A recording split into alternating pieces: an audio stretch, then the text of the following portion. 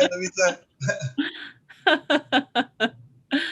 Welcome. Oh, and I see now we're live streaming to YouTube. That's great. So to those who are joining us on YouTube, we're just going to take a few minutes here to give some instructions. We're going to get started at 5:30. So grab a snack, make yourself comfortable. We're going to get started here in about 13 minutes. So thanks so much for joining us.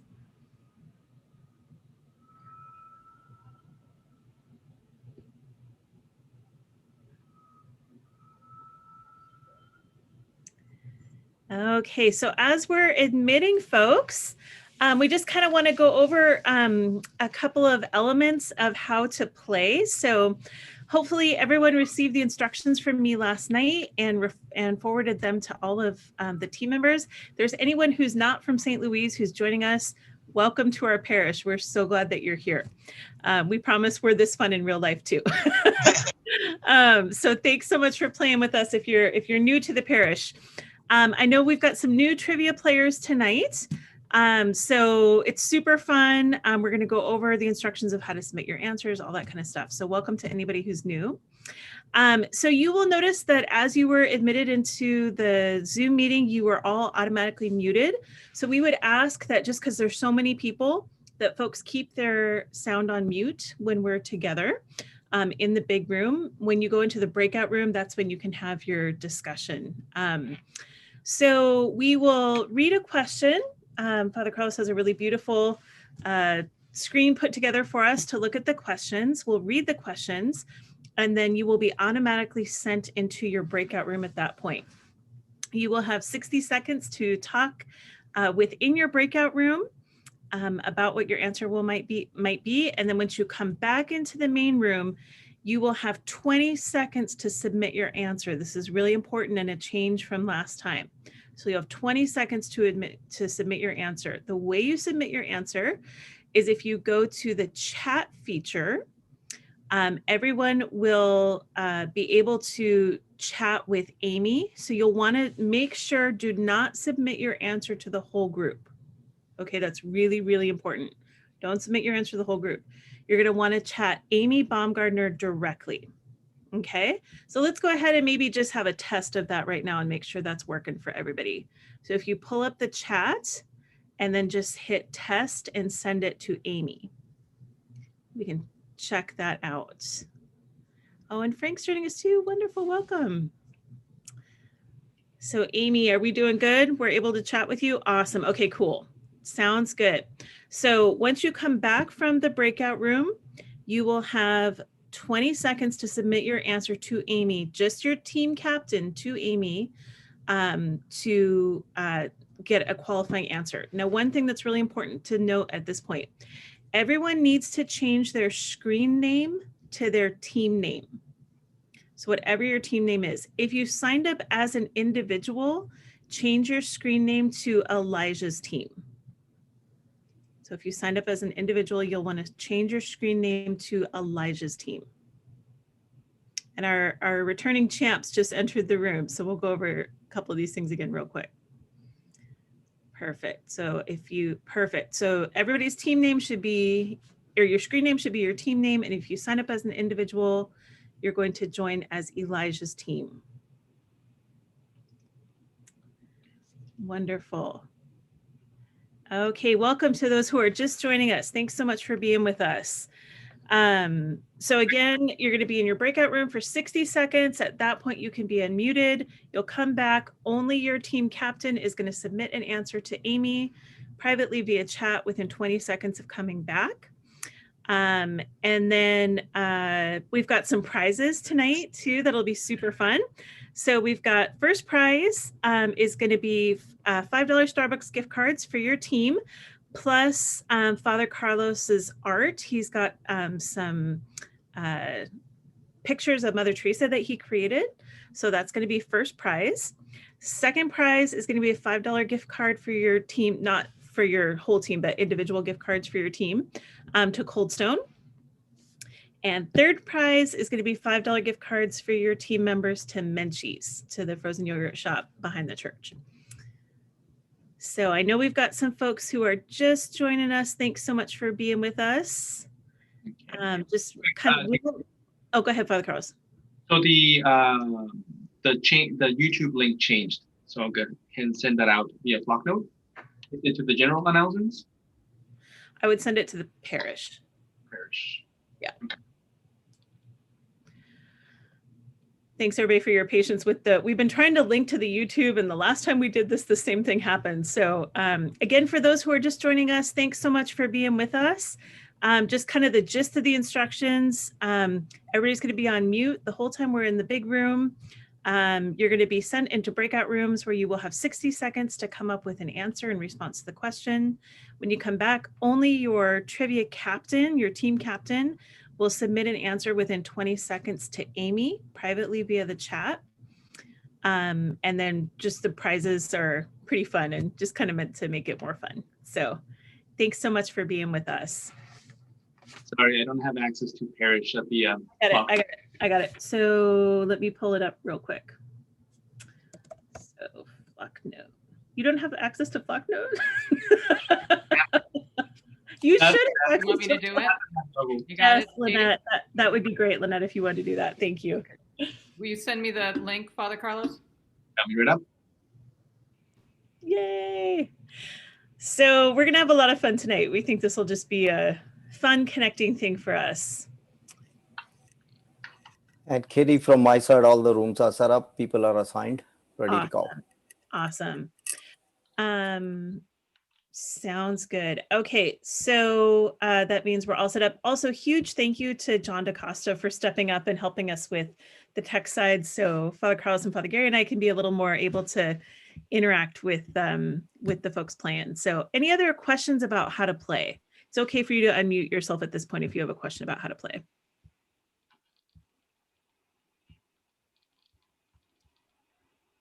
Sweet. Okay, awesome. Well, we think it's going to be really fun. Once we get the YouTube link out to the parish, then we'll go ahead and get started.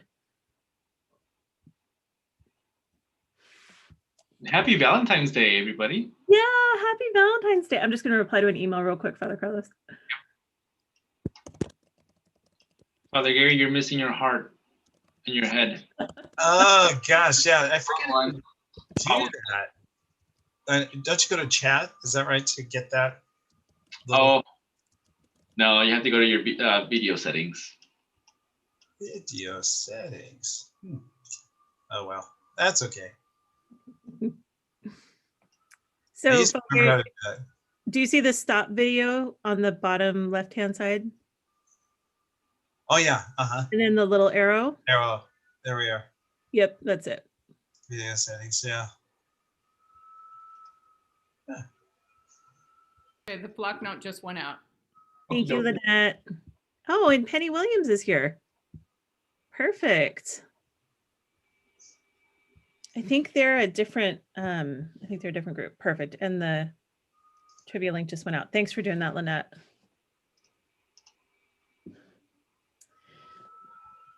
Okay. So we've just got a couple more folks who are just now joining us. Thanks so much for being with us tonight. Most important things, just kind of gist of it. Make sure to change your screen name to your team name. That's really important. You'll have 60 seconds once we read the question and you are sent into the breakout room. 20 seconds, your team captain will have 20 seconds to submit the answer to Amy via private chat when you come back. And then just real important to get those screen names changed to your team name so we know what team to place you in. How are we doing, John? You're doing good. I just assigned people who just renamed it. Okay, awesome. Yeah. Any other questions from anybody who just joined us? Okay, sweet. Father Carlos, are we good on your side? I believe so. Sweet.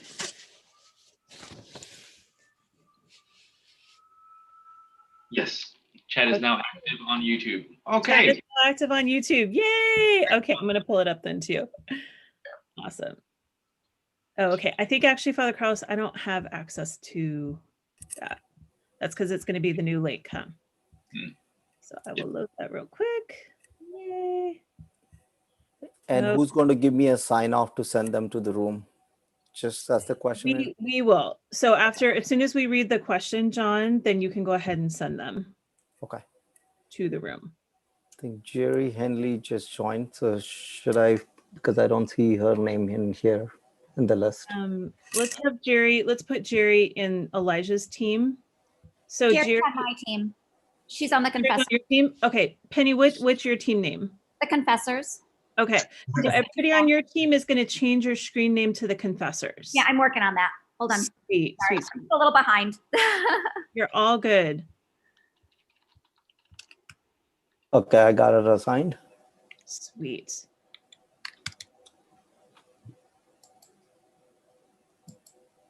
Awesome.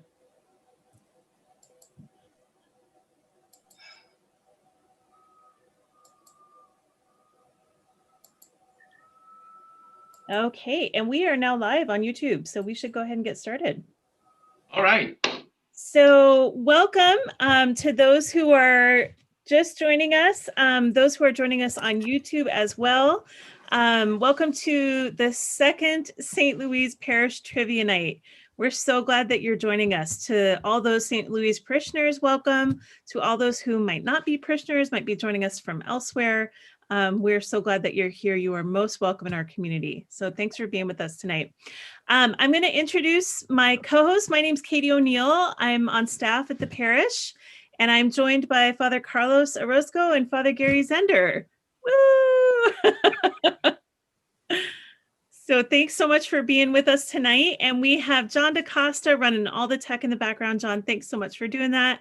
And our scorekeepers, Amy Baumgardner and Katrina Barati, who are helping us make those judgment calls about those questions. So thanks so much for being with us tonight. For our YouTube folks, we've got some fun interactive stuff for you as well tonight. So we're going to go ahead and get started. Father Carlos, if you want to load your screen. Screen loading. Excellent. Well, welcome everybody to our second trivia night here at St. Louis Parish. We got some really good, categories for you. So let's get started. Our categories this time will be Feeling Young, questions for the family, A Test of Faith, Catholicism, Blast from the Past, a little bit of history, The Evolution of Time, based on science and biology, and The Great Unknown. So those are the categories that we'll be playing with. Same as last time. We'll begin with the first category, Feeling Young Family, for 10 points. And we'll just keep going across the board until we cover all of the 10 points, and then onto the 20s, 30s, 40s, 50s, etc. Okay? Great. Are we ready? One other thing I want to add, Father Carlos, for those who are watching us on YouTube, we added a fun feature this time, which is that we are going to ask you guys some questions as well and have you submit your answers in the YouTube chat with some fun stuff for kids to answer as well. So look for that. Yes. Okay. Here we go. First category, Feeling Young. Some questions for our families. 10 points. Who is the youngest Disney princess? Okay, and as we're having folks go into their breakout rooms, I'm going to ask, because Father Carlos already has a pet dragon, so this is an unfair question to ask him. I'm going to ask Father Gary. Father Gary, if you had a pet dragon, what would you name it? This is one of our special questions for kids. Spiky. Spiky. Why Spiky? Okay, awesome. So to our YouTube community, we're going to also ask, especially our kids who might be joining us, if you had a pet dragon, what would you name it? So have your parents put the answer in the chat, and then we can read some of those fun answers. I don't know what I would name a pet. Go ahead. What's that condition for bad breath? Halitosis? You know how they say dragon breath? Yeah, halitosis. That would be a super cute name. That would be a super cute name. I like halitosis. That's cute. That'd be my dragon's name. I have two pets and their names are Max and Ozzy. So I feel like it would have to be something that fit with like, I don't know, maybe if it was a girl dragon, I'd name it Harriet or something. I don't know. Okay, so we've got some fun ones. So Hilda Sanchez says Winnie the Pooh. Oh, Cherry, it's so good to see you. Cherry said Ariel. The Goat family says Gus. Welcome, Goat family. Gus is a cute name for a pet. I think that's a super cute name for a pet. Mhm. Fun. Is it Cheddar or Kobe? I can't remember that your mouse's name. I always get confused between Kobe and Cheddar. It's a cheese name. A little mouse. Oh, the Goats have a mouse with a cheese name? Yeah. Oh, cute. Okay. Are we all back? I do not believe so. So we're gonna close all rooms. Yeah, so John, we're just, as soon as we send them in, just close the rooms. So we'll have just okay. another minute. That's, I didn't tell you that, so no worries. So we've got just another minute or so. Yeah. I had a friend growing up who had cats, and the cats' names were Dunk and Heinz, like the cake mix. I always thought those were, that's a super cool pet name, Dunk and Heinz. And then Dunk passed away, or Heinz passed away, and then the names made a lot less sense.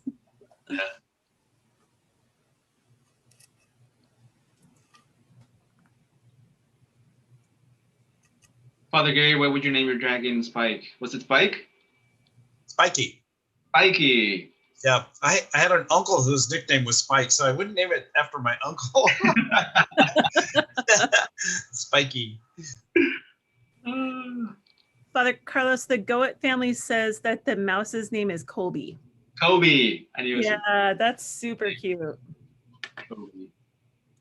Okay, so are we all back? I think we're all back. Go ahead. We're Okay. gonna wait the 20 seconds from everyone Oh. returning. You're right, Amy. Thanks so much. Oh, Just Us said they would name their pet Snow White. Oh, Fabi. Hey, Fabi. It's good to see you. Fabi says Penelope von Schweetz. Mm. And Greg of Greg and Cherry says he would name the dragon Hank. That's super cute too. Vaughn. Okay. Doke. My nephew, Michael, he's got a huge imagination. So I've got Jack the Bearded Dragon.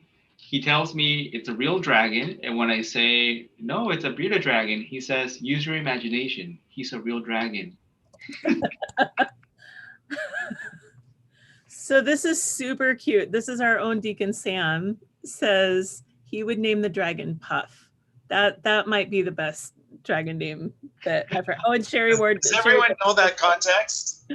About Puff the Magic Dragon? Yeah, I'm not sure everyone does. About the story of Puff the Magic Dragon who lived by the sea? Yeah. See, Father Gary, you were Magic able to see. dragon lived by the sea. There we go. Mm. 20 So- seconds is up. 20 seconds is up. Okay, go ahead, Father Carlos. So who is the Disney princess, the youngest? That would be Snow White. At 14 years old, Snow White is the youngest princess. Here we go. Snow White. Okay, a test of faith, a little bit of Catholicism for 10 points. One thing to note, Father Carlos, just everybody make sure somebody submitted the answer to the whole group. So make sure when you're submitting your answer, it's just in private chat to Amy. Go ahead. Okay, Father Gary, go ahead and read this one out. So when is the Feast of St. Louis? While I'm saying this, yesterday would have been the 100th birthday of our founding pastor, Father Howard Lavelle. So special day for us at St. Louis. So when is the Feast of St. Louis? The feast day of St. Louis. Okay. So for Father Carlos, Yes. what is the oddest way you have ever been injured? The oddest way I've ever been injured. The only real injury I've had is when I dislocated one of my toes. I was playing soccer, and I don't play soccer, and that just reminded me of the reason why. Because when I try to do physical competitiveness like that, I will get injured. So yeah, we were playing soccer, and I didn't have proper shoes. The running shoes, they're very light mesh. So someone stepped on my foot as I was twisting and falling, and it was enough weight to where my toe dislocated. Worst pain I've ever felt. Bummer. Yep. So for our YouTube folks, what is the oddest way you have been injured? I cut the top of my cornea off about 5 years ago with a piece of cardboard, and never in my life have I experienced pain like I did that day. That was really pretty. I'm kind of like known for being klutzy. Like, I'm sure that's not a surprise to anybody, but yeah, a piece of cardboard flew at my eye, and I went to the doctor every day for like 10 days. I went to the eye doctor every day for like 10 days, and I couldn't drive or do anything. And they put this like medicine on it with like this eye Band-Aid thing that was like, they were able to put it on my actual, anyway, that's the oddest way I've ever been injured. Father Gary. My honest way of being injured was when I just graduated from high school. I was working for my dad, and I cut my leg with a chainsaw. I was working as a chaser logging, and wasn't a very good start to my logging career. And it was one of the reasons I decided I should go back to the seminary in the fall. You became a priest after that. Yeah, I worked 4 summers in the woods with my dad. That's cool. So one of our candidates is on Zoom. Yay, Brad is joining us. So Brad, I think, is asking Father Carlos this question. He wants to know if you've had any animal-related injuries like snake bites. That's a good question, and I haven't. The worst animal injury I've had is Jack scratching me. He's got some pretty gnarly claws. But other than that, nope. The snakes have striked at me, but they've missed. So I have not yet gotten bit. All snake owners say it's just a matter of time. So I'm trying to prolong that as much as possible. So do you have like a plan if like the rattlesnake bites you? You don't have a rattlesnake. I have no poisonous snakes, no. You have no poisonous snakes. Yeah, that's right. Nope. Interesting. So Amy, all in, that means we're good to go? Yes, all right. Sweet. When feast Sweet. day of St. Louise, that would be May 9th is the feast days of St. Louise de Marillac. That's our patron saint here at St. Louise. Blast from the past, little history, 10 points. What was the name of the first space shuttle to go into space? Sweet. Okay, so for our YouTube folks, and this question I'll ask Father Gary, what is the most daring thing you have ever done in your life? Wow, that's a good question. Oh, we didn't go Thank to the room. Oh, wow. I went to the breakout room and then I came right back to here. Yeah, it didn't work for me either. Okay, well, okay, I think you just reopened them. Perfect. Okay, go ahead, Father Gary. Oh, I guess I'm such a tame living guy. I don't can't think too much. Probably going off a kind of a scary ski ramp when I was in high school. Yeah? Yeah. Any of our YouTube folks, what is the most daring thing you have ever done?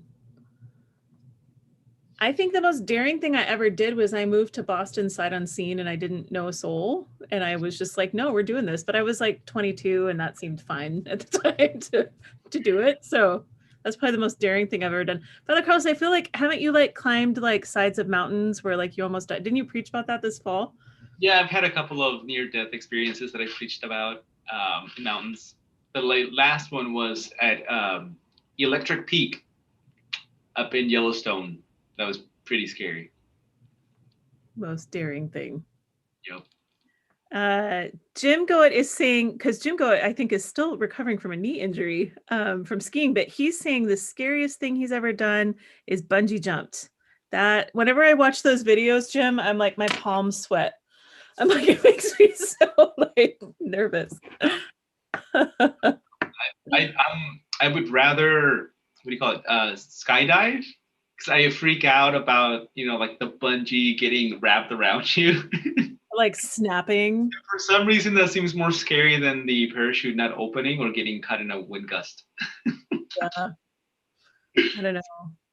My best friend keeps talking about going, she wants to take me skydiving, but yeah. Sherry Buff says, I would think the most daring thing for either Father Gary or Father Carlos was responding to the call to the priesthood.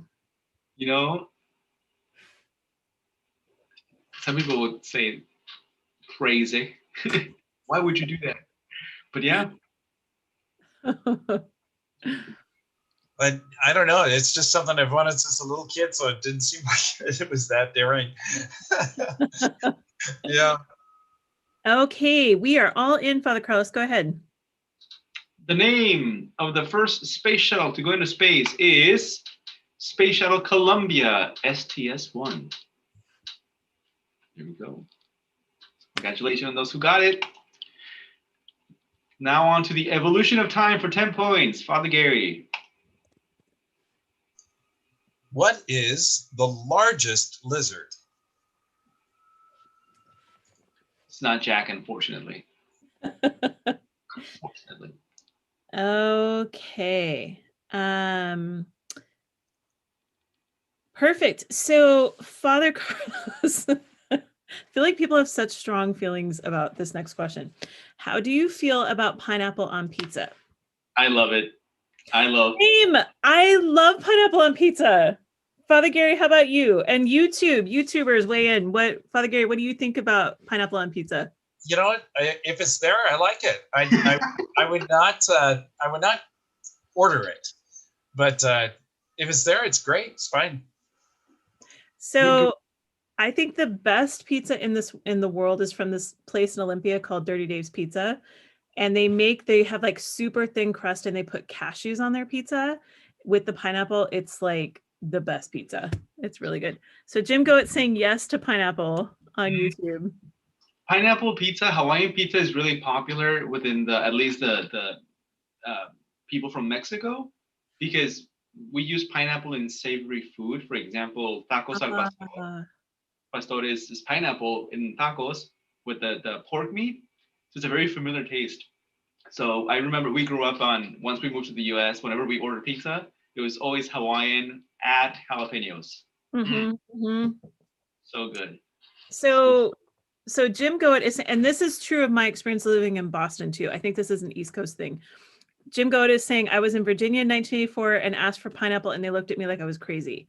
So when I moved to Boston and ordered pineapple on pizza, people were like, no way. I think it's like a West Coast. Yeah, exactly, Jim. It's more of a West Coast thing that people are comfortable, precisely, I think, because of the Hawaiian connection. And the Japanese like it too. Yeah. It's delicious. So awesome. So I think we're just waiting for a couple folks to join us. Awesome. Go ahead, Father Carlos. All right.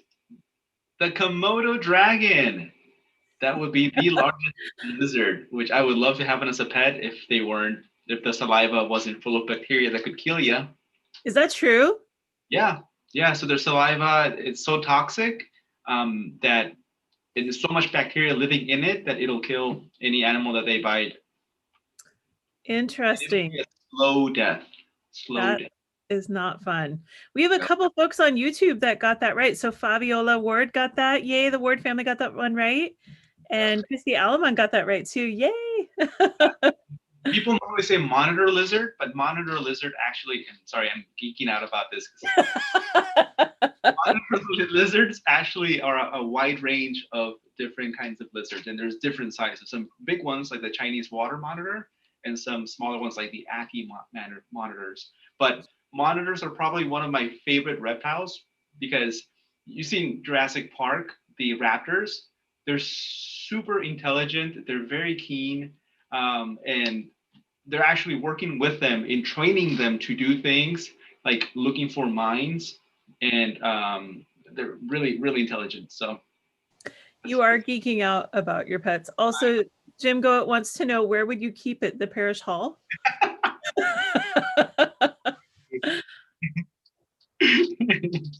All right. Ooh, the great unknown for 10.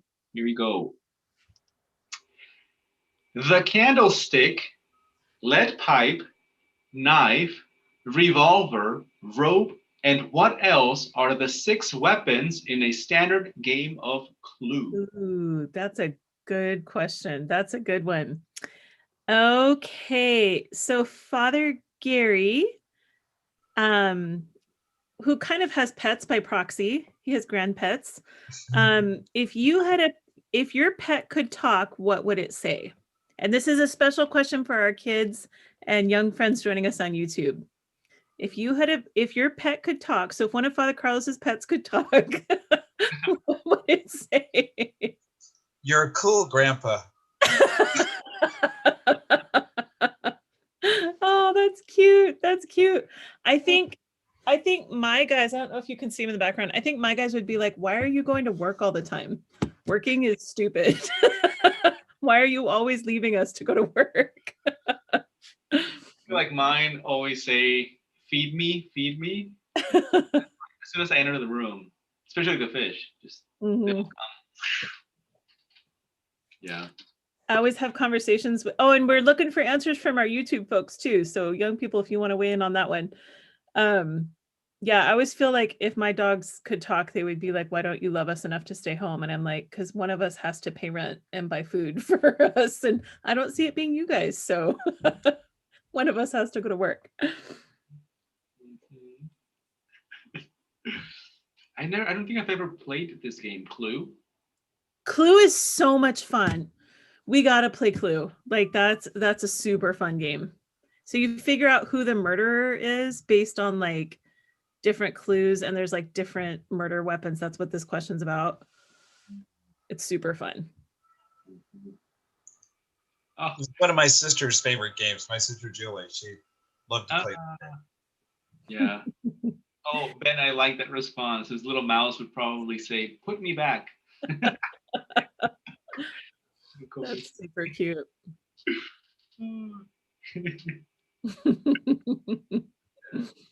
Yeah, it's fun to think about. I wish we could talk to our pets. I feel like that's fun to think about. Like the movie Pets. Yes, that's such a good movie. The one that just came out like 4 or 5 years ago. Yep. Yeah. Now too. Yeah. I really like the little scene where the dog is waiting for his master to come back. He's just by the door, just the whole day by the door. So supposedly in that movie, while we're waiting for Amy, so they picked the most common pet owner name in the country, and they picked the most common pet name in the country. So the most common pet owner name in the country is Katie. That's why the name of the owner is Katie, and the pet's name is Max. And one of my 2 dogs' names is Max. I was like, I guess I am common. No, the dwarves. How we doing, Amy? We're good? Sweet. Okay, go ahead, Father Carlos. Okay, so what is the 6th weapon? That would be the wrench. Oh, look at that. It's a violent death. Yes, it would be. I'll take the revolver any day, thank you. That picture's from the movie, isn't it? Yeah. Like, yeah. All right, feeling young for 20. Take it away, Father Gary. Okay. What is the name of the chipmunk's guardian? Boom, boom, boom. Okay. I told Father Carlos I thought this was going to be a funny question. Father Carlos, how long does it take you to get ready in the morning? You too. How long does it take us to get ready in the morning? I think it takes me about, let's see, 10, a good solid, from the time that I jump into the shower to the time I'm running out the door, 20 minutes in a good day, Sweet. 20, 30 minutes. That's longer than I would have thought. Yeah. How about you, Father Gary? How long does it take you to get ready in the morning? So when do we talk? When's the beginning? That's what I was going to say. Father Carlos, somebody jumped in the shower, and I'm like, So I don't are we counting prayer time, exercise time, shower time, breakfast time? Yeah, whole thing until you get into the office. Yeah. Oh, okay. So if it's all that prayer time, exercise time, shower time, breakfast time, I get up at 4:30. I usually get out the door a little bit after 8. So, Father Carlos, do you want to amend your answer? Yes. In that case, let's see. I'm usually up by 6:30, and then I have most of the weekday masses. So by 8:30, I'm running out the door. 6, 7, 8, 2 hours. 2 hours, 2.5 hours. So Father Gary's like 3.5 hours. 4, yeah, 3.5, 4. Yeah. Well, I feel like you guys have me both beat because I'm like 2, and that's if I drink coffee at home, and that takes time. Oh, yeah. Okay. Oh, we've got some answers from our YouTube folks too, who are playing along with us. Mm-hmm. Okay, we're all good. Go ahead, Father Carlos. Dave. This was one of my favorite cartoons as a kid. That's one of my earliest Christmas memories is my parents playing on an old record player, the Christmas album. Yep. Here you go. A Test of Faith, Catholicism 420. What Spanish artist painted Crucifixion? Very popular painting. What Spanish artist painted Crucifixion? Okay. So, Father, did I just ask Father Gary last time? Me. Okay. Father Gary, what is one of your favorite quotes? Oh, one of my favorite quotes is from St. Irenaeus. The glory of God is the human person fully alive. That's beautiful. YouTube, feel free to let us know what is one of your favorite quotes. Father Carlos, what is one of your favorite quotes? Gosh, you asked me this earlier, and now it escaped me. Let's see. Come back to me. Share yours. Okay, so I would say anything from the Gospel of John, especially John 15. But probably my favorite short quote is from Julian of Norwich, and it's "All will be well." The long version is, why was there sin? And Jesus' response to her, and then the response is at the end, "All will be well. All will be well. All manner of things shall be well." I love that quote.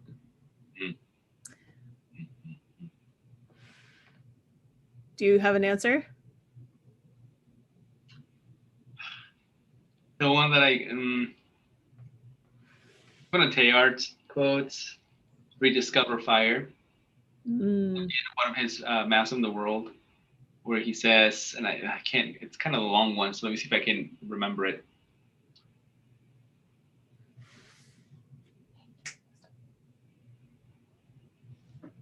Nope. While you're thinking, Jim Goet says, "Take not the counsel of your fears."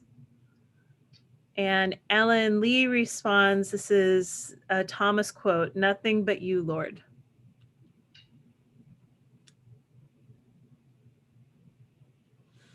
Carlos, is it the one that's your email sign off? Yes. Yeah, I've seen it before in your email. I don't remember what it said, but I remember it was Teilhard in fire. Rediscover fire. It is that once you get to encounter Christ, it's like discovering fire for the second time in history. Beautiful, beautiful. Awesome. Amy, how we doing? Waiting for awesome. Okay. Go ahead, Father Carlos.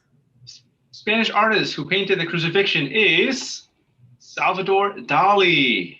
Good old Dali. I like his work. Some people don't like it. I really like it. So a few of my classmates, some of their holy cards for ordinations were of some of Salvador Dali's paintings. Mhm. That mustache though, I can't pull that off. Mine doesn't. I tried once, it didn't work. Okay. Blast from the past, Padre, 420. Okay. What's said to be the most haunted place in Washington State? Ooh. Shouldn't that read what is said to be the most haunted place in Washington State? But anyway, you get it. You get it. You got it. Okay, Father Gary, if you had a choice, would you rather have unlimited sushi or unlimited tacos for the rest of your life if that was the only thing you could eat? Oh, wow. I go with tacos. Same. Father Carlos, what would you, and you too, what would you guys say? Unlimited sushi or unlimited tacos for life? Yep. Although some places, you know how they do fusion, I've seen like sushi tacos or sushi burritos, which is just like a giant roll of sushi. But yes. I was a lot older. I kind of had an aversion to sushi, so I was like older when I like had it for the first time. And so I like sushi, but I have to like be in the right headspace to do sushi. And I would eat tacos for every meal, every day of the week and twice on Sunday, if that were an option. So Christy Almon says tacos. I think Cherry Jennings is getting ready to respond as well. Tacos, tacos, tacos. Ellen says, of course, tacos. That's not even a question, I feel like.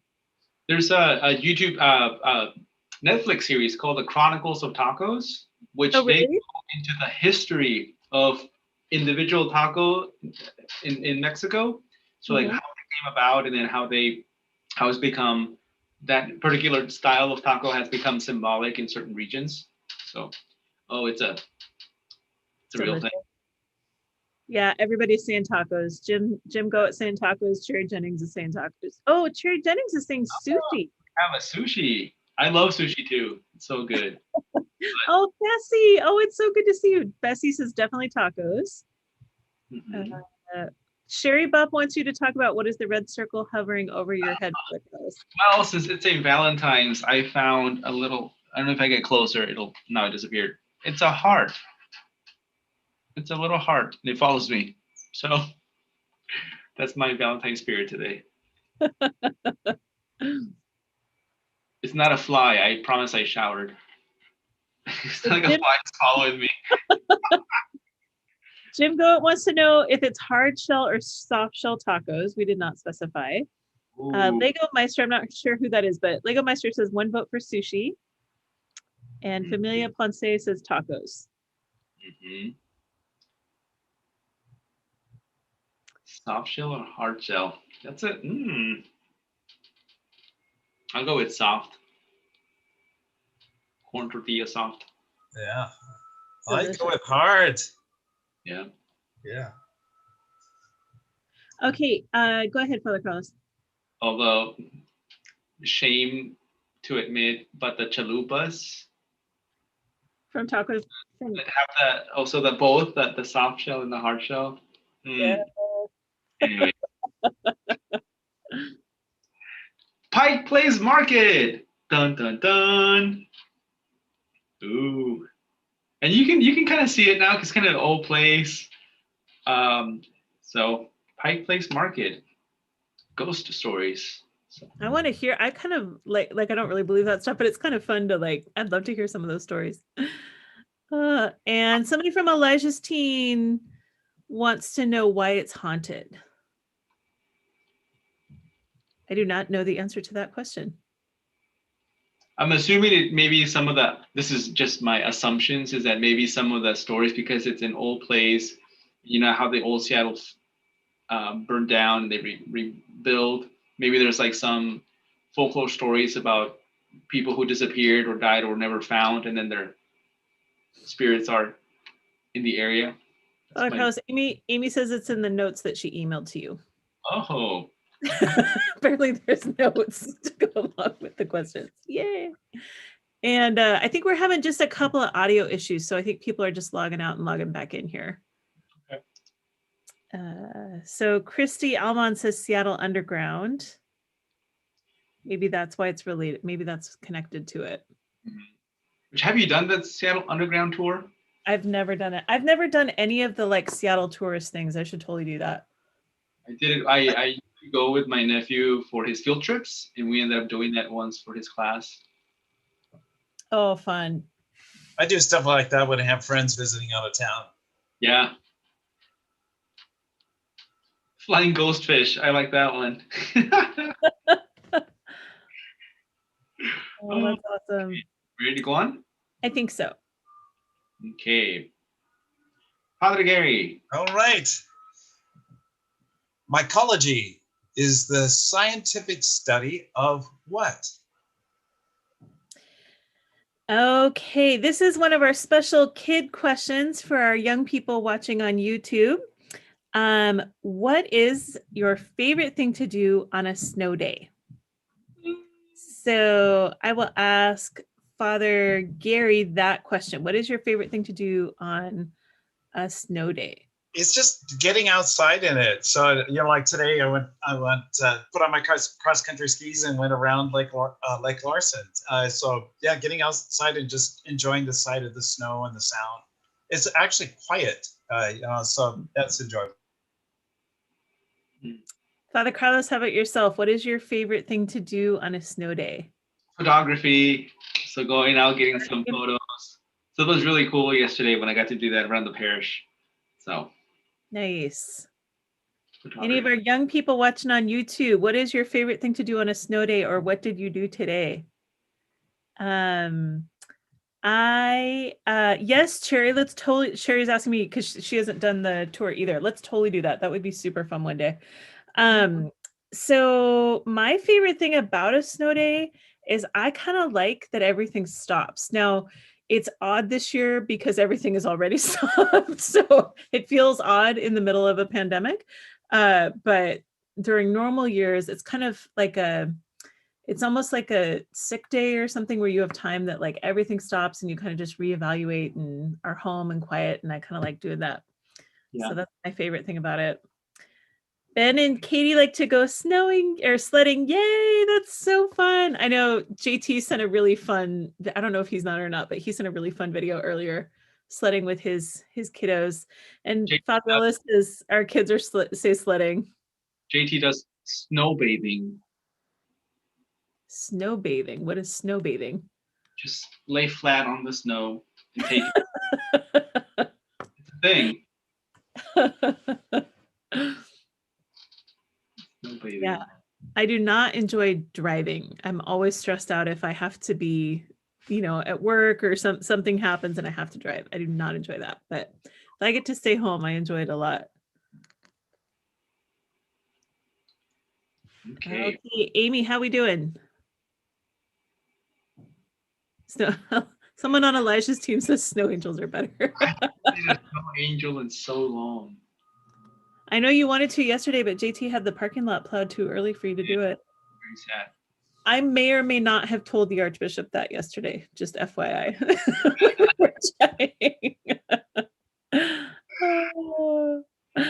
Okay, go ahead, Father Carlos. So mycology is the scientific study of fungi. Ooh. Fungi, which fungus are crazy. Have you ever seen like some of the nature documentaries for Earth when they do the forest episode? There's this whole scene on fungi, and they time lapse how they interact and compete for space. It's crazy. Incredible organisms. Okay. The great unknown. Mushrooms. Yeah, mushrooms are fungi. The great unknown for 20. Approximately what percentage of a cucumber is water? Okay, Father Carlos, if you had a choice, would you rather have skin that changes color based on your emotions or a thought bubble that appears above your head telling people what you are thinking? Oh, I can cover this thought bubble.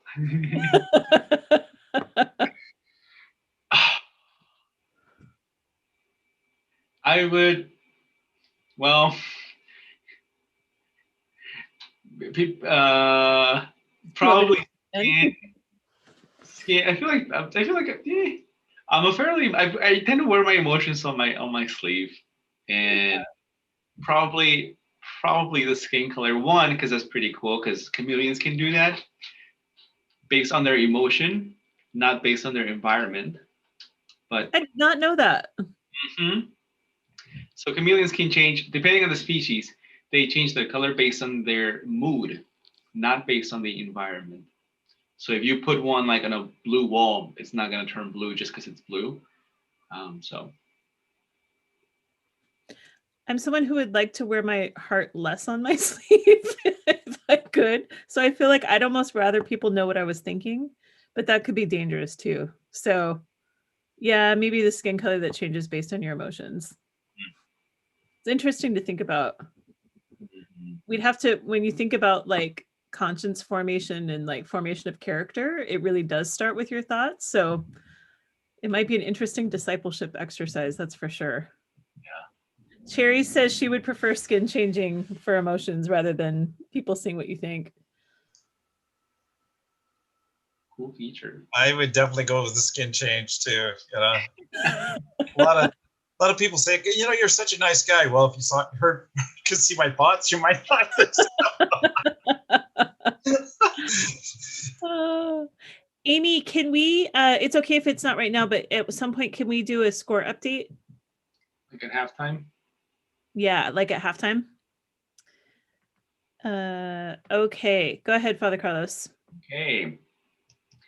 96% water. Cucumber is 96% water. Jesus could walk on water. Cucumbers are 96% water. I can walk on a cucumber, so I am 96% Jesus. Oh. So my tortoise, it's a desert animal. And one of the things you shouldn't feed it often is cucumber because you can actually overhydrate a desert tortoise. The more you know. I did not know that. In fact of the day. Another one. Okay. Feeling young, Padre. Okay. Which Disney princess is the only one to have brothers? Okay, Father Gary, and on YouTube, Father Gary, what is one of the best parties you have ever been to in your whole life?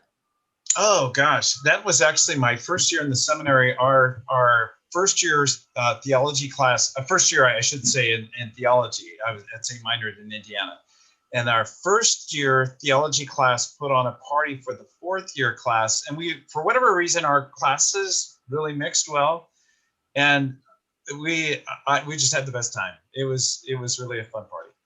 Nice. Father Carlos, how about yourself? What's the most fun party you've ever been to? So before COVID, my family for New Year's, we would always do a themed party.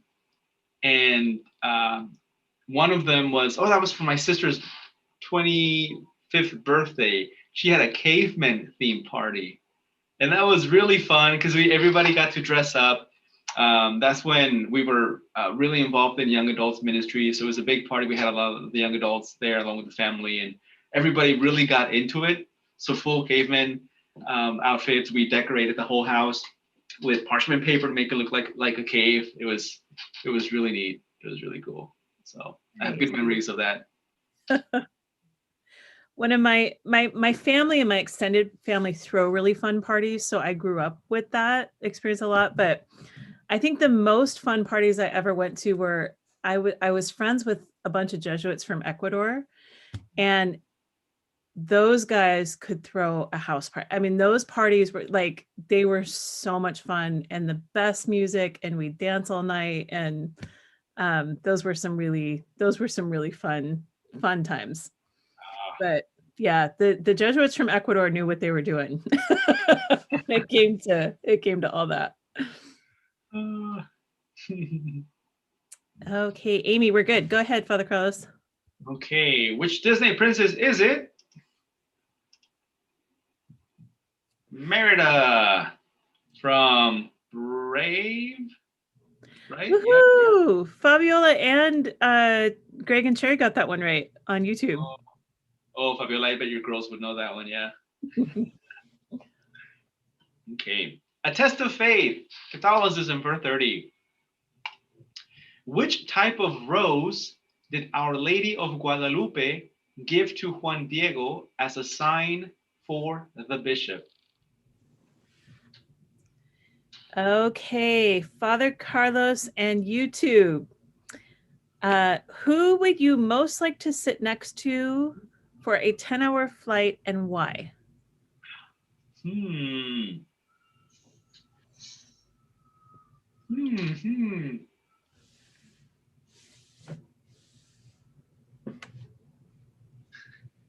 Does Jesus count?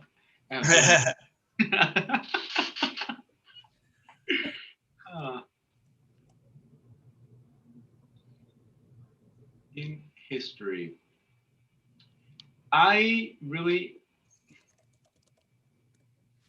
for me, it would probably be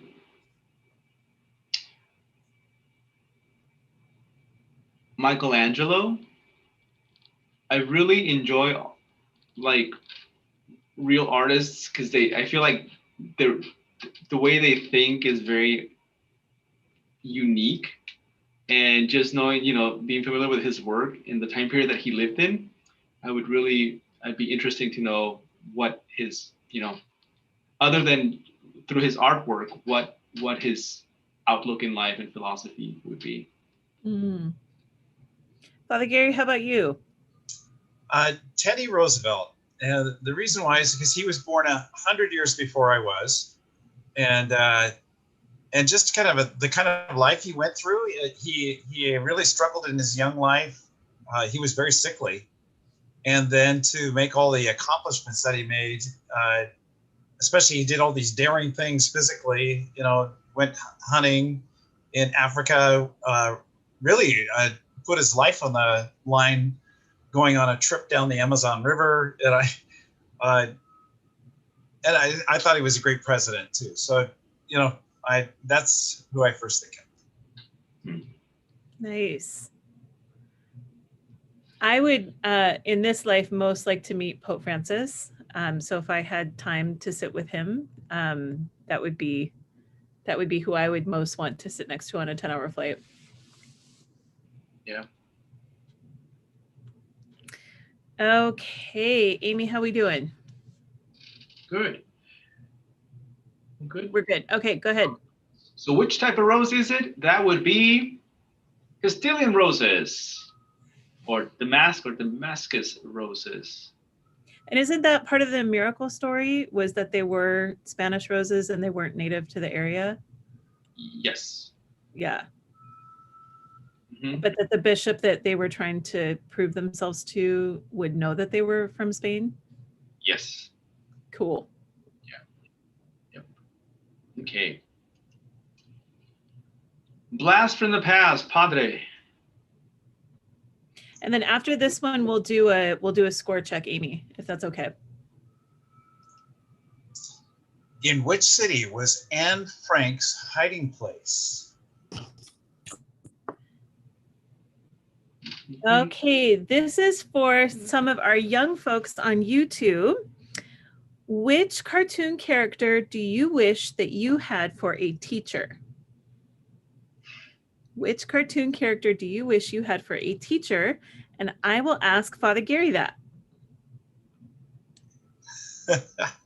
Who's no longer in school.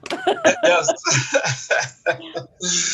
Oh gosh, I think of Barney Rubble from the Flintstones. Just because he was short. Level. Father Carlos, how about yourself? Who would you want? What cartoon character do you wish you had for a teacher? Mrs. Frizzle, first thing right away. Mrs. Frizzle from Magic School Bus. So many cool field trips that we could go to. Me too. Me too. The Goet family says SpongeBob. That'll be an interesting class. I'll have to tell you about my good friend Father Bishop Tyson when he was pastor at St. Edward's in Seattle and was preaching a school mass, and he talked about SpongeBob SquarePants, and for years he got gifts related to SpongeBob SquarePants. That's funny. I have a friend who mentioned that he liked the Minions ones from Despicable Me, and the seminary, his room was filled with Minion stuff from things people had given him. Even his blanket. That's so funny. Jim Goet says Bugs Bunny. Mm. And Sela Ward says Squidward. That'd be a Ooh, good teacher. and Katrina says Sid the Science Kid. Mm. Yeah. Okay. Okay, Amy, were we good? Yep. In which city was Anne Frank's hiding place? That would be Amsterdam. That is correcto. Okay, and a couple of folks got that on YouTube as well. Let's go ahead and take a halftime here. Folks want to stretch, grab something to drink. And Amy, if we have a sense of who's leading.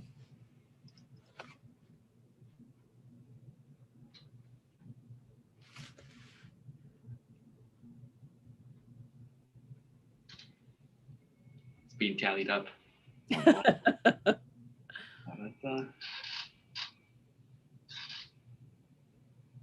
We've got our as of yet undefeated champs playing, Aaron Gobra's playing, but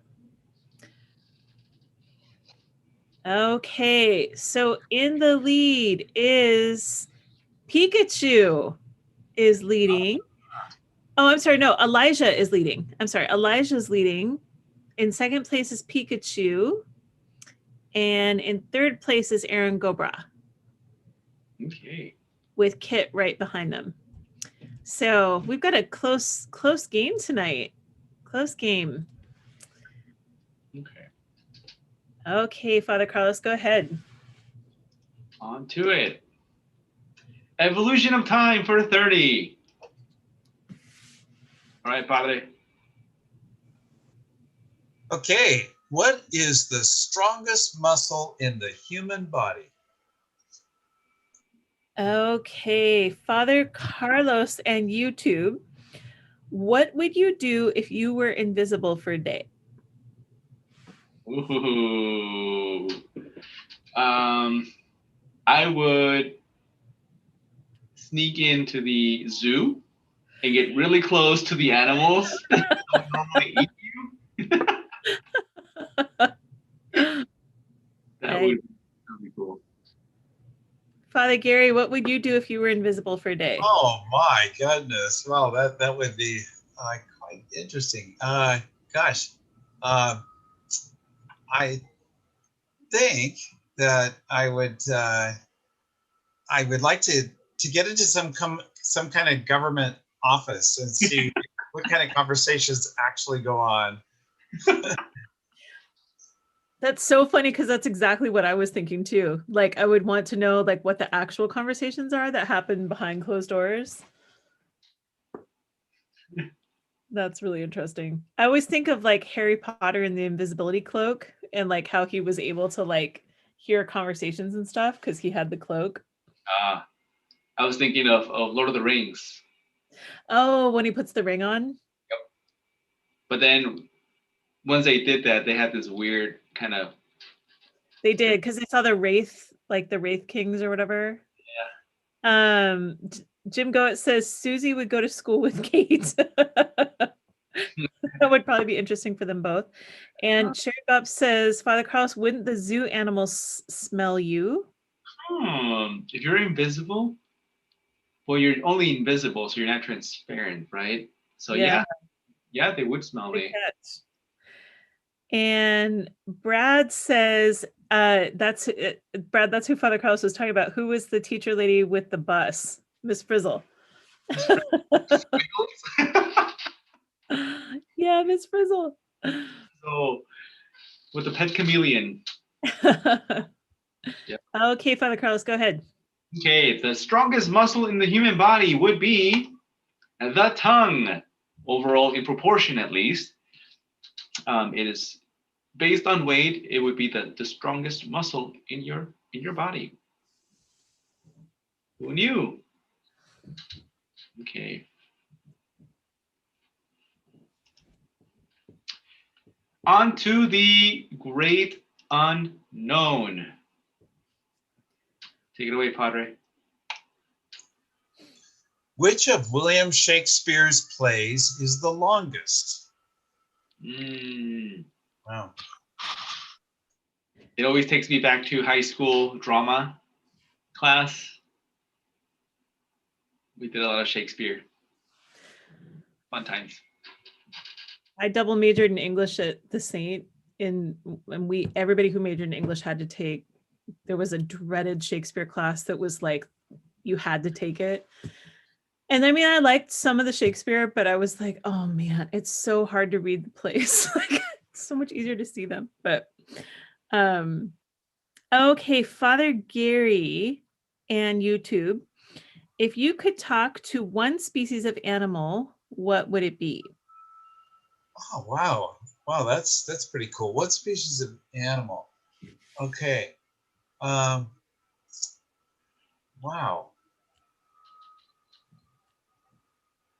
I don't know. I think I'm thinking. I don't know exactly why, but I'm thinking of bears. Just because they're, I don't know. They're kind of, there's some characteristics that are human-like. But they're, at least the bears that I've had contact with, they're really skittish. They take one look at a human and run the other way. I know that's not always the context, but I just like to know more of what's going on in their heads. Yeah. I like, and then the cartoons, I like the character Yogi Bear. Father Carlos, what species of animal would you like to speak to? Two animals come to mind. I don't know which one I would choose, but first one are elephants. I think elephants, memory of an elephant, especially the matriarch, so much history. I mean, they know generations after generations. They know paths after paths that they have to go through, and the troubleshooting that they have to go through when something doesn't work out, and when they encounter the bones of another elephant and they reverence it. I'd be fascinated to know what's happening in their little elephant thoughts. That's the proper way of saying it. Either that or orcas, because orcas are intelligent when it comes to hunting and they can strategize incredibly well. So nice. Intelligent as well. Jim Goet says that Ben says he would like to talk to mice, which makes sense because he has a mouse friend. Mm-hmm. So I think we're good to go, Father Carlos. All right. That play would be Hamlet, 4,024 lines. Cherry got that one right on YouTube. Good job, Cherry. Everything seems long. That's true. Hamlet, I feel like, is one of the easier ones to read. The histories are what killed me. I was like, man, I'm good. Like, Yep. Rene Girard would say, you can't really appreciate Shakespeare unless you have an appreciation of Scripture. which is true. Okay. Feeling young, 40. What are the names of Ursula's eels? Okay, Father Carlos and YouTube. Is a hot dog a sandwich? Why or why not? Ah, no, I don't think so. I think sandwich needs to have two independent pieces of bread, and it has to be flat, and it has to be some kind of deli meat. Well, although grilled cheese Hot sandwich, dog and a hot dog is deli meat. it is deli Hot meat. dog Oh, is processed like with nitrates deli meat. I don't know. Father Gary, what do you think? Is a hot dog a sandwich? Why or why not? I would say that it is because it's something to eat that's been in between. Well, let's see. Yeah, well, yeah, it's between two pieces of bread or bun. Yeah. One piece of bread folded in half. Yeah, I don't know. I feel like it is, but I feel like there's an argument to be made for it not being a sandwich. I don't know. What do you guys think on YouTube? Is a hot dog a sandwich or not? The more I think about it, I think it is because I think of like po' boy sandwiches. They're long, or like Subway sandwiches. Or like a Philly cheesesteak? Philly cheesesteak from Jersey Mike's, number 52. When we went to Mexico, when I went with the teens a couple years ago, like half the kids on the trip worked at Jersey Mike's. So when we Ah, would call roll, we were all given sandwiches based on the number we were in the roll. Yeah, it was a fun part of that trip. amen. Elijah's team says yes, because it's like a meatball sandwich. Sorry.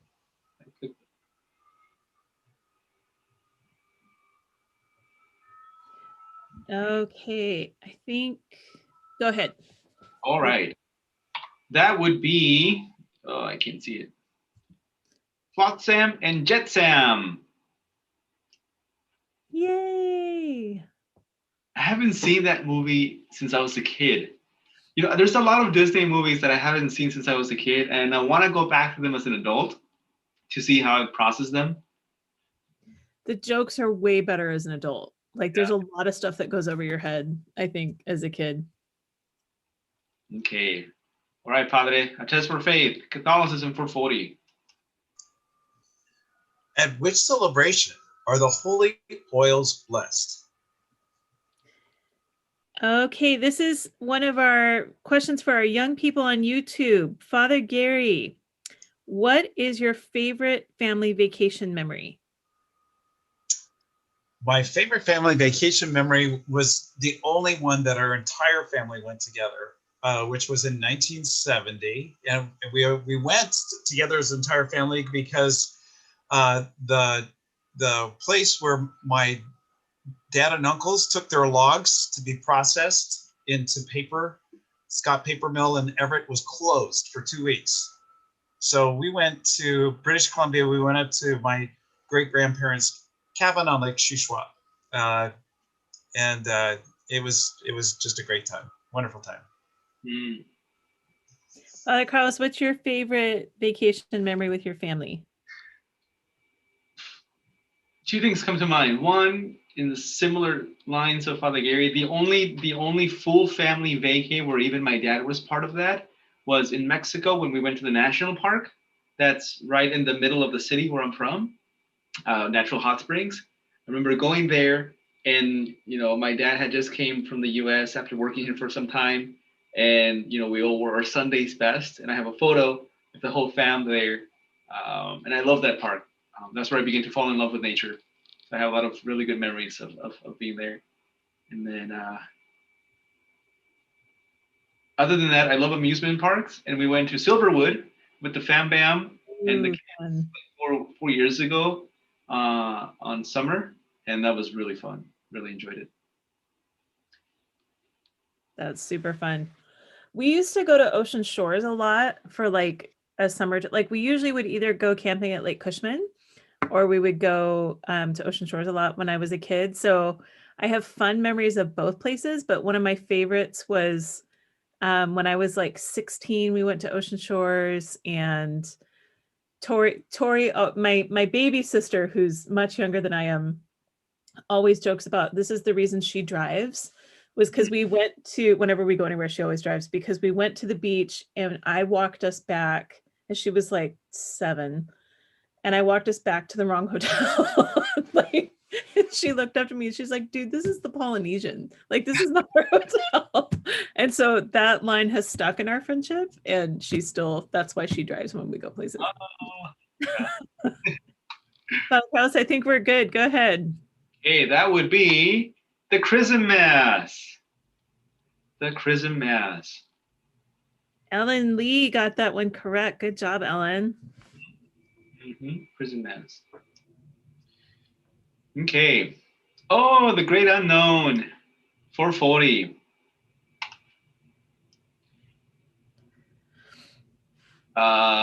Quick lock. Plastic bread ties were invented in this town.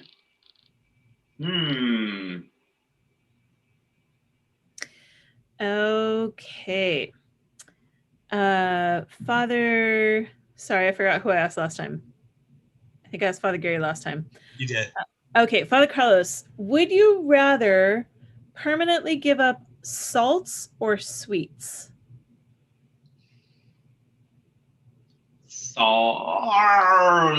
Sweets. Yeah, sweets. I think I would Give go with one. Yeah. I think there's more variety. So yeah, I'd give it sweets. Although I feel when I say that, my heart hurts. Father Gary, how about you? Would you rather permanently give up salts or permanently give up sweets? Well, I rarely put salt on food, so that's pretty easy. It'd be hard for me to give up sweets. YouTube, harder to give up salts or sweets? Well, and then it's like, do sugar substitutes count? Like, could you give, like, I could probably give up sweets if like I could still have like sugar substitutes. I don't know. Like stevia. Like, yeah, except stevia, I cannot do stevia. Stevia tastes like metal to me. I don't know why it tastes so bad. I have to do like I have to do sucralose or like, yeah, like Amy's saying, like my Diet Coke. Like, yeah, I feel like I could give up, but stevia is like, I know it's supposed to be better for you, but I'd rather have it plain than stevia. Christy Alamon says salt. It'd be easier to give up salt than sweets.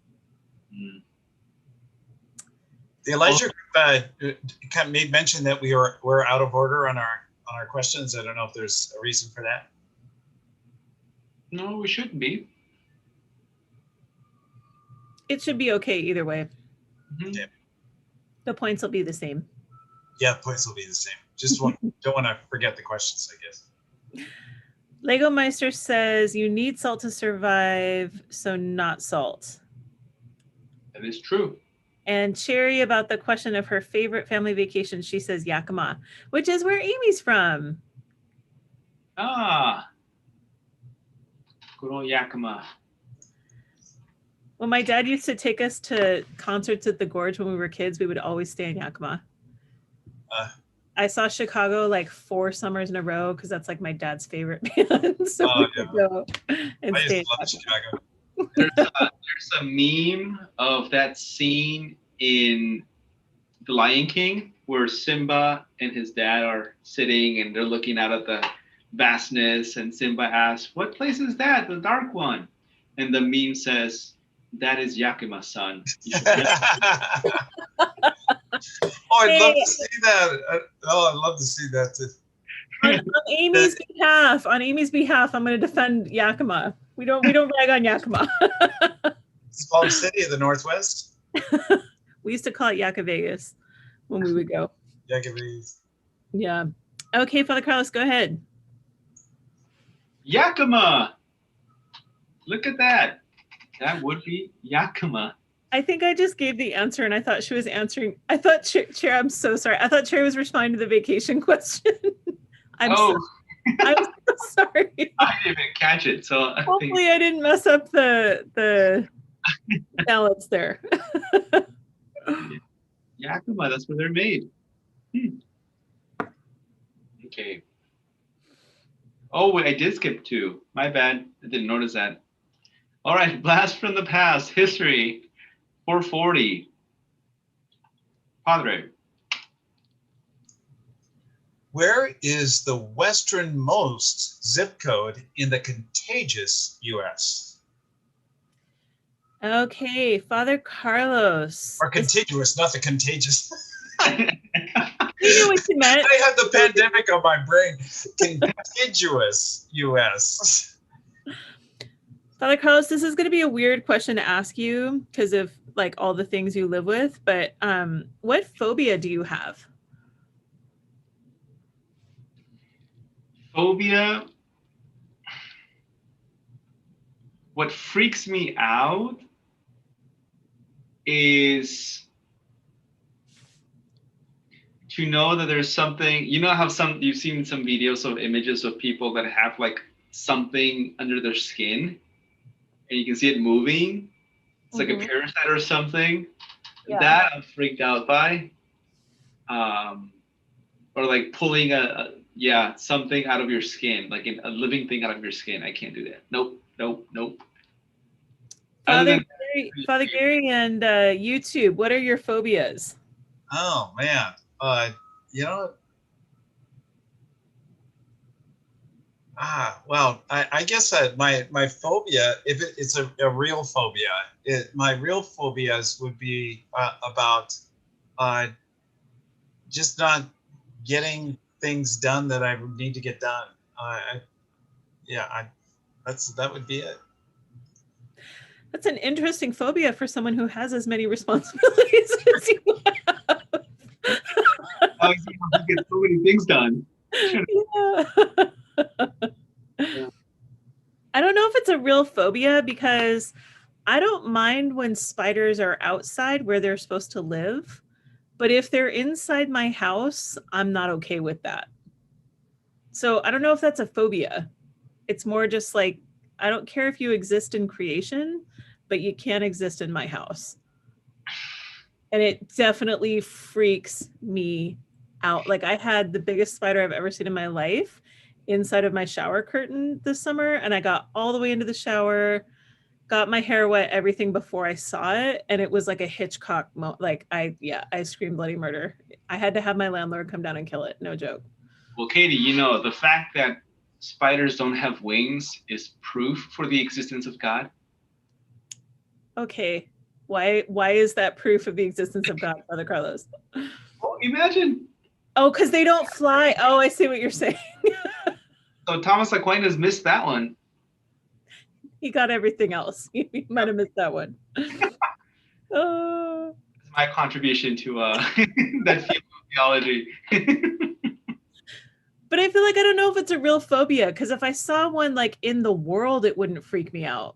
I'm like, no, that's fine. That's where they're supposed to be. But if they're in my house or in my shower or in my bed, nope.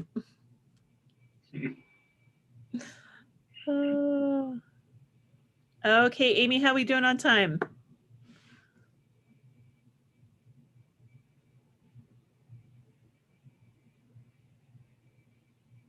Looks like maybe just another minute. We're deliberating.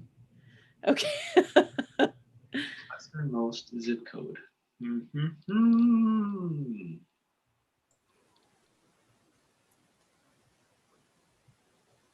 I keep looking at the word contagious and thinking contagious. Thanks, Father. Contagious. Ellen Lee says hers is mice in her house. Oh, gracias. Don't visit the Goets. They have mice in their house.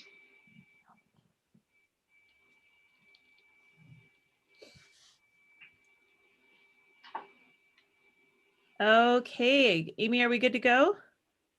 Okay, go ahead. That would be La Push, Washington, 98350. Look at that. Cherry Jennings got that one right on YouTube. Okay. Well, I thought it was Nia Bay, but well, I knew it would be up there somewhere. Pretty cool. Oh, Gary, Jim Goet said Nia Bay too. That was a good guess. Yeah. Yeah. Oh, now Ben is sad.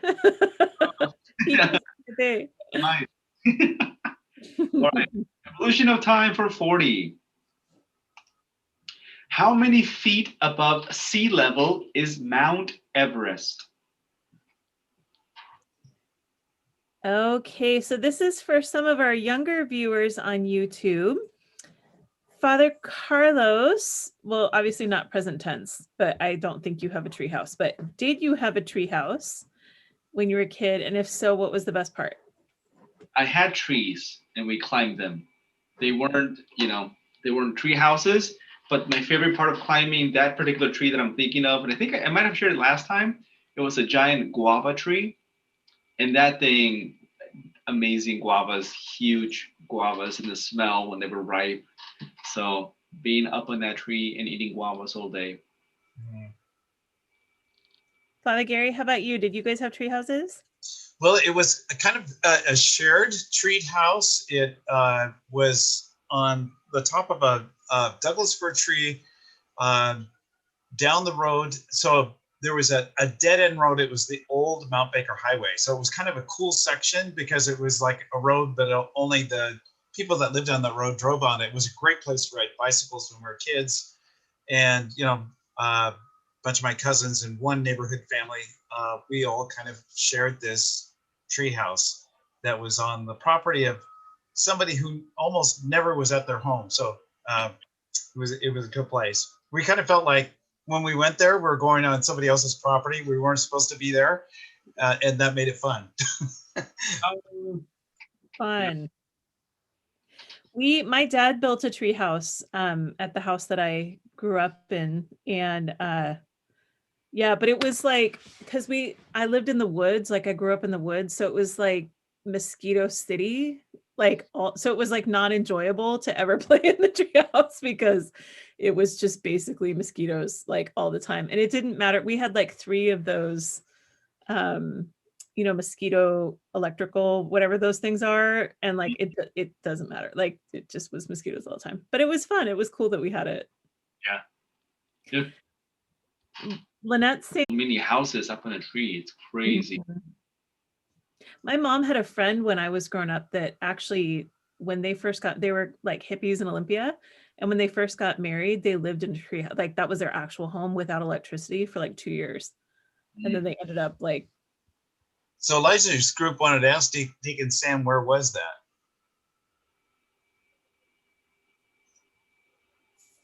And then John, that's good advice to put coconut oil in his backyard. In his backyard, yeah. Yeah, true. Wow. I have a picture to prove it. Oh. Really, all through junior high school and high school. Every time he would get in trouble, his parents would make him tear it down. That's my punishment. Which was often. No, I'm kidding. 3 versions. It was a major offense. I got caught sneaking out.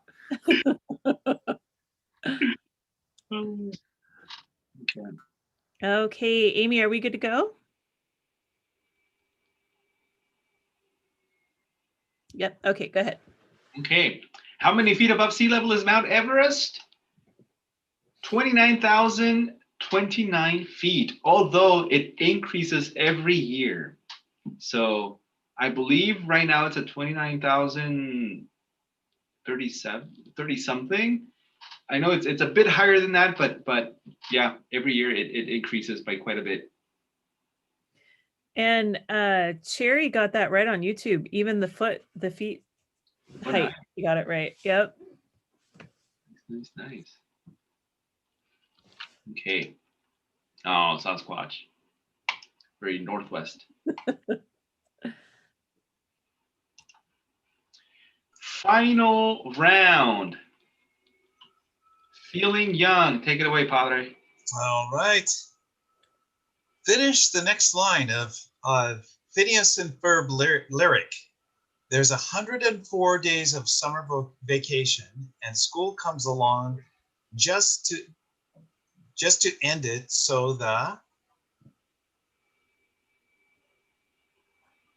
Okay, Father Gary, what is your favorite thing about St. Louise?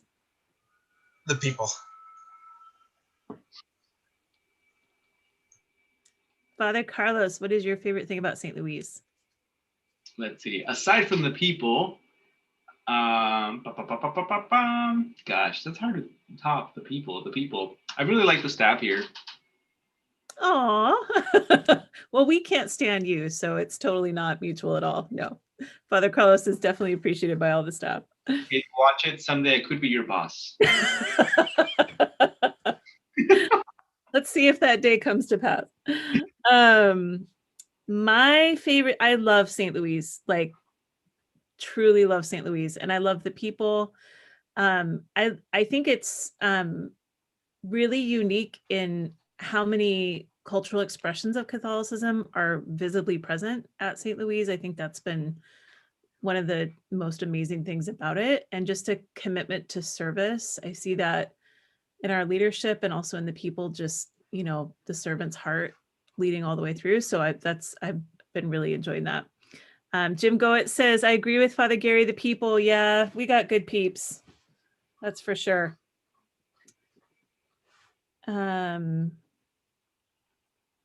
Yeah, the school is really special too. I think that the school community and seeing it's cool, especially as a new staff member, that there's like all these generations of people that are attached to St. Louise through the school. So that's kind of a cool thing too. So yeah, it's a great place. Okay, Amy, how are we doing?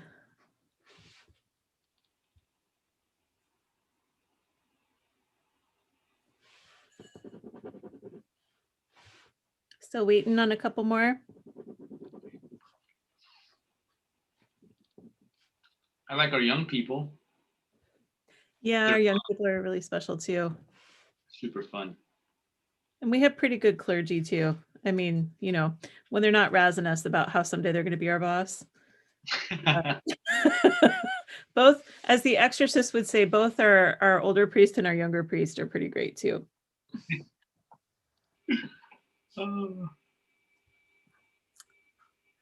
Okay, Amy's saying this one's taken just a minute longer to judge because Ellen has this really nice thing. I'm grateful for faithful spiritual support from Father Gary and Father Carlos. Oh, Thanks, Alan.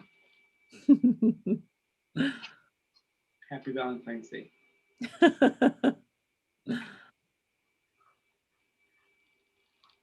Okay, Amy, how we doing? Done. Okay, go ahead, Father Carlos. Okay, there's 104 days in a summer vacation. Da-na-na-na. And school comes along just to end it. So the annual problem for our generation is finding a good way to spend it. Ta-da. If I had a gun to my head, I couldn't have come up with that answer. That sense doesn't make any sense at all. I had the whole song sung to me during the timeout in the break.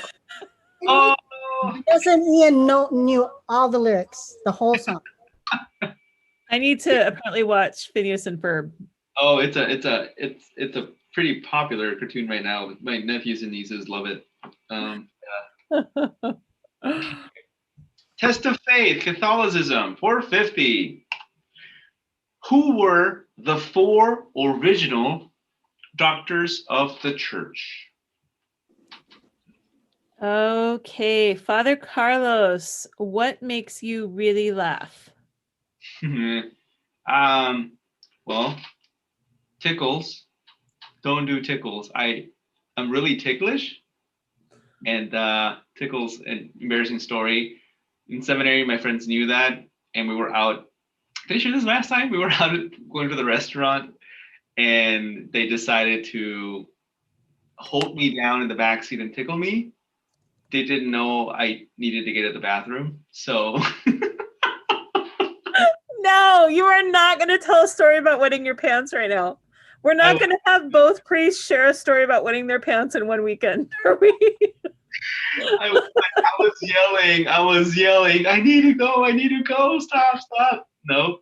So I wet my pants and all over his seat, my friend's seat. So Wow, man. we got down to eat, and I had to take off my sweater and wrap it around myself.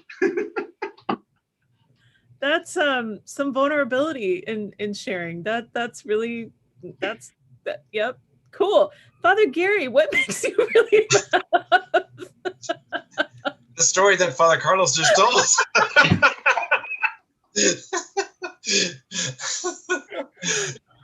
Oh, God. That's wow.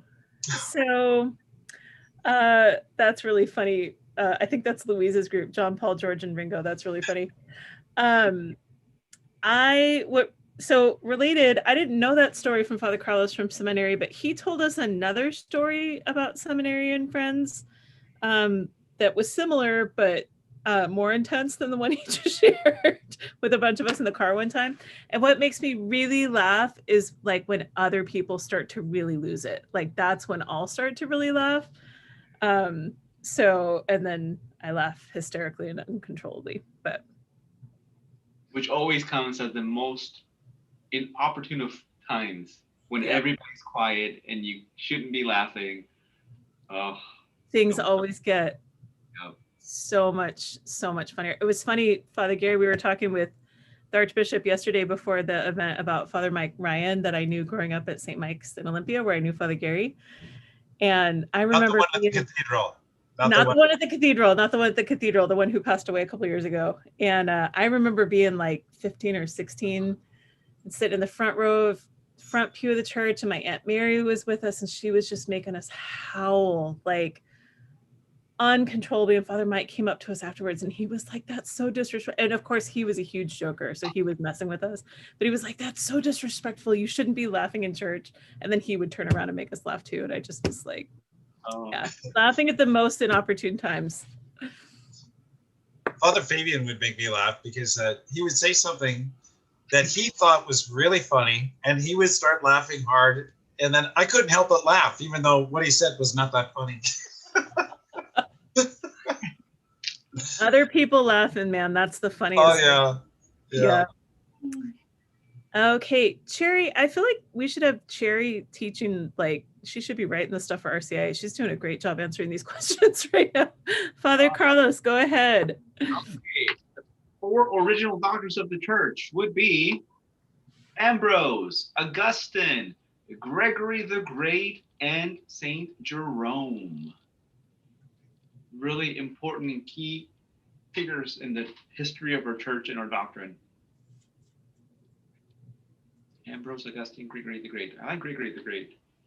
Okay. Blast from the past. Take it away, Padre, for 50. Which English queen reigned for just 9 days? Okay, Father Gary and YouTube, what is your go-to karaoke song? Achy Breaky Heart. Oh, please, pretty please, can we see that sometime? That would be so great. Father Carlos, what is your go-to karaoke song? Take on Me by the Aha. How do I not know that song? Take on Me, take me on. Oh, Take on Me. Oh. I thought you said Fake on Me. I was like, what? Oh no, not Bake on Me, Take on Me. Yeah. Although I can never hit the high note. So I just squeak and squeal at that end. Oh, mine is a power ballad from the 80s. And Ann Wilson killed it when she sang it originally. And it is What About Love by Heart. Love that song. And I love to kill on that song. But I haven't done karaoke in a long time. But I'm a big fan of the Sisters Wilson from Bellevue. Oh, Dancing Queen by ABBA. I hate that song. There are very few songs that I like actually actively dislike. That's one of them. When I was first a youth minister, I don't know why, like a bunch of the high school kids I worked with, I think ABBA was kind of like having a resurgence, and they would like play it all the time, and I'd be like, dude, like really, like no ABBA, no ABBA. Oh, I like this from Ben. Bohemian Rhapsody. Yes. That's another one with a high note at the end. That's tough to hit. Lady Jane. I feel like when I have to do a karaoke night. I know, right? Karaoke night. How would you do that on YouTube? I'm sure there's a way. Yeah. Okay, Amy, how we doing on time?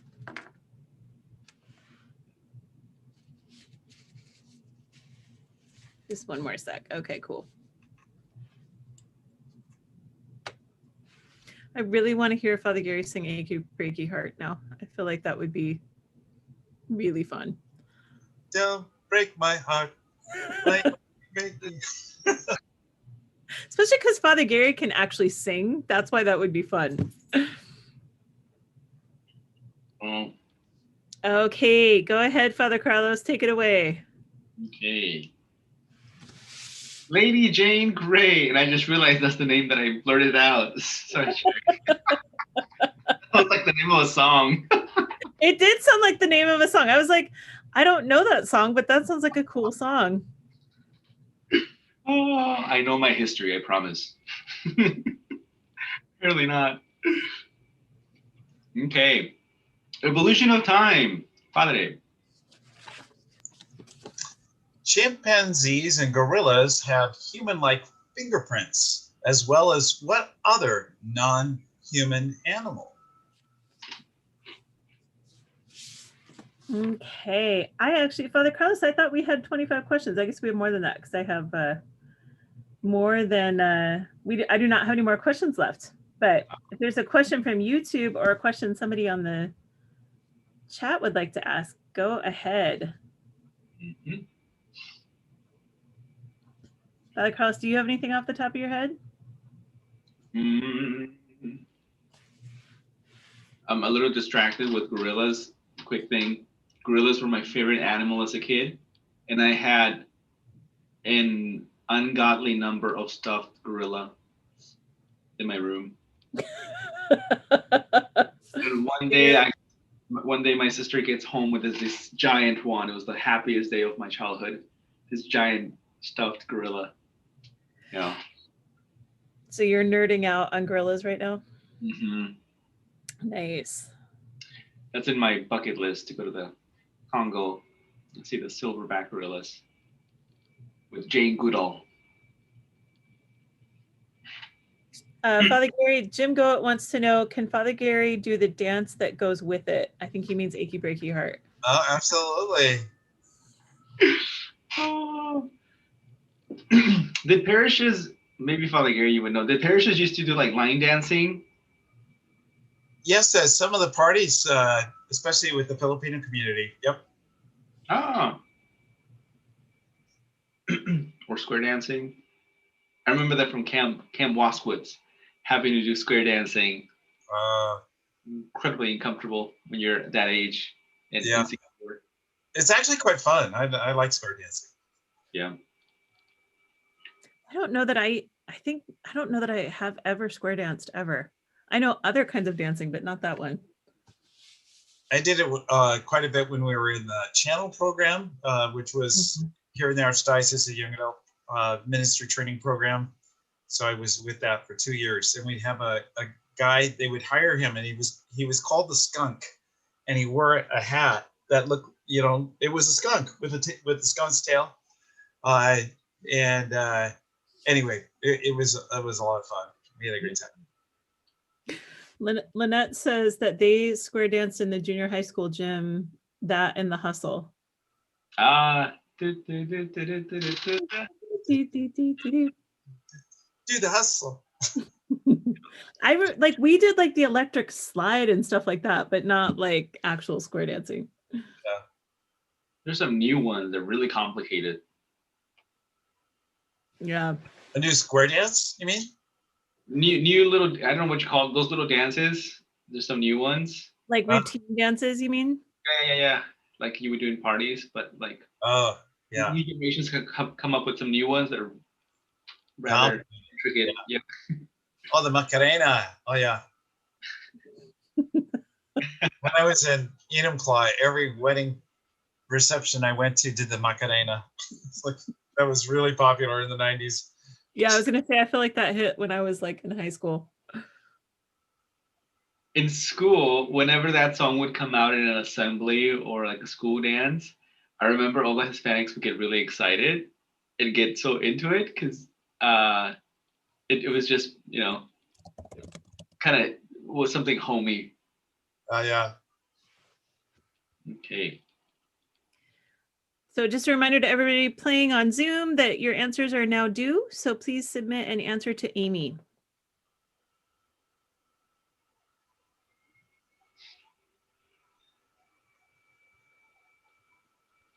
Okay, go ahead, Father Carlos. Okay. Chimpanzees and gorillas have human-like fingerprints as well as what other non-human animal? Koala. Koala. Wow. Yes. It would have had to be a primate for sure. I was thinking lemurs, but koalas. Gosh. And that makes sense because fingerprints you need them for grip, not so much identity. So, koalas are always gripping. Look at JP2 with a koala. Okay. And Amy notes that this was determined just in 2016. So that's a really new discovery. Oh, nice. Yeah. Our final category, Father Gary, the great unknown 450. Who designed the original parish symbol or logo? Okay, so now that I feel that we're on the theme of weddings and line dancing, what is this song that if it plays, there's no way you're not getting out on the dance floor? Like if you hear this song at a wedding or you're with friends, if you hear it play, that's your cue to get up. Father Gary. Shake It Up, Baby.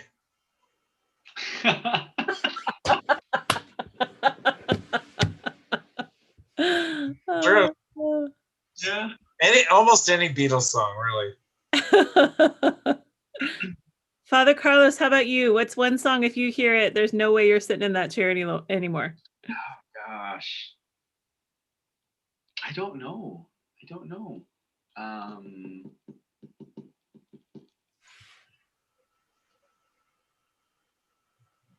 I can't think of one. You Are Near.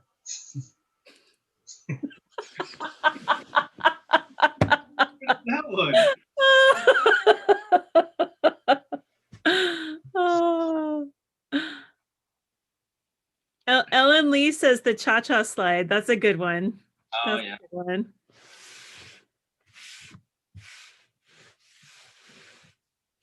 Really, Father Carlos, you don't have an answer? I cannot think of one.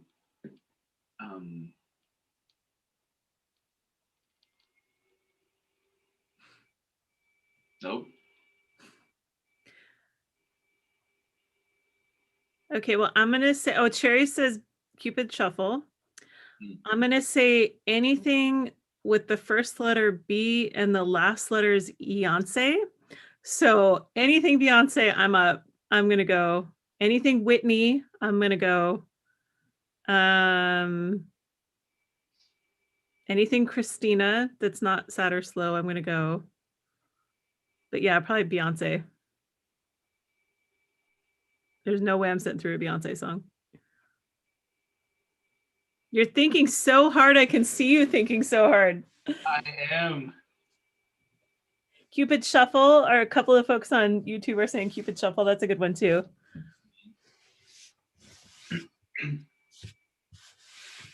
Oh, that's a good one. Brick House. That's my parents' song, actually.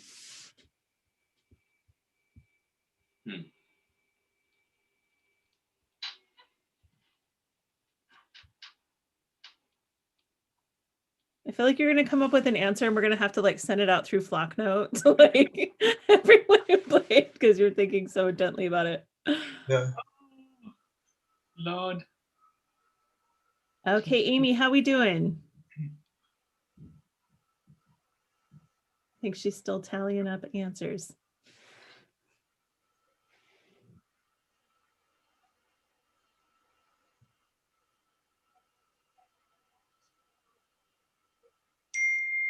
Hey, I got a question that we could talk about. Shoot. What's your favorite commercial of all time? I can share mine. Go ahead. This is from quite a long time ago. It was for Rainier beer, and there was a image of Rainier, Mount Rainier, and then there was a motorcycle, and it was all you heard was Rainier.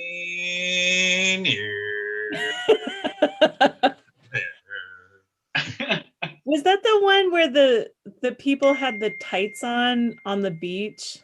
No. No. It was just Mount Rainier, and then a motorcycle with the sound of Rainier beer. Nice. And then there was another one that was like it, but it was in a pond, and there were frogs, and they were going Rainier, Yeah, I Rainier, remember that one. Rainier beer. I remember the Budweiser one with the frogs. Budweiser. Oh. I feel like Budweiser kills it with the dog commercials at the Super Bowl every year. That's like the best part of the Super Bowl is the dog commercials. Well, my favorite commercial is the Geico commercials, especially the one with the pig, where they're carpooling back home, and the pig is just like out the window. Wee! Wee! Wee! And then the driving lady keeps saying, Maxwell? Yeah, we're home. Oh, thanks, Mrs. A. Something about that, I love it. Progressive dad eggs. That stuck with me. I think the best commercial that's ever been made, it was made before I was born, but I think the Coke commercial from 1970 is the best commercial ever that's ever been made. The like, I'd like to teach the world to sing. Yeah, I remember that. And I know that because I saw it in Mad Men. When Mad Men ended, that was like the end of, yeah. So then I was like, that really was the best commercial that was ever made. But there was one that was actually like, I think it was like the Super Bowl like 2 years ago. And it was, of all things, it was an Intuit tax commercial. But it was basically the story about this girl like designing patterns on coffee cups and like starting her own business and like, and it was a 30-second commercial that I was like, wow, that's super inspiring. Like, yeah. So anyway, I think that's one of the better ones. A couple of Lynette saying the Alaska Air commercial is a good one, the new one that just came out. The safety one. Yep. And Progressive Dad. Oh, the Progressive ads are so funny. And they're so funny because they're so true. Like when there's too many pillows on the couch, there's nowhere for you to sit. Or my phone doesn't have silent. Yes, it does. And it's right here. Those commercials are fantastic. We're just tallying up the end here, folks. Can we reveal the answer for this one? Yes, go ahead. Okay. Who designed the original parish symbol logo? Parishioner Art Pavlich? So directed by the Communications Committee, Parishioner Art Pavlich designed the symbol. Done. Great unknown. Okay. Okay. So we have winners. So thanks for everybody for playing with us on Zoom. Thanks for everybody who played with us at home on YouTube. So in number 3 spot, the number 3 winners are Just Us. So I'm not sure whose group that is, but yay, Just Us. Congratulations. The number 2 group is Pikachu. Oh, Pikachu, second place. I think that's Louisa's group. Yep. Awesome. And the number 1 spot is our group of individuals. That's Elijah's team. Great job, Elijah's team. On. Woo! Right on the individuals. Elijah's so happy. He's spinning in his chair. Woohoo! and Amy's saying, yeah, they did have a deacon. It did help that they had a deacon. But oh, that's awesome. So the prize that first place will get is a similar to the last players in a wood panel. This image of Mother Teresa. So that'll be printed in wood panels, and all of your members will get one of those. In addition to a $5 Starbucks gift card. Yes. Second prize is a $5 gift card to Cold Stone, and third prize is a $5 gift card to Menchie's. Okay. So thanks so much, everybody, for playing. Thanks for having fun with us tonight. All right. Congratulations. And thank you for participating, everyone. Yeah. And all of our viewers from YouTube as well. It was great interacting with all of you. And happy Valentine's Day. Happy Mardi Gras. And looking forward to a good and healthy and very efficacious time of Lent. Hey, thanks so much, everybody. Have a great night. Good night. Thank you. Good night. Thank you.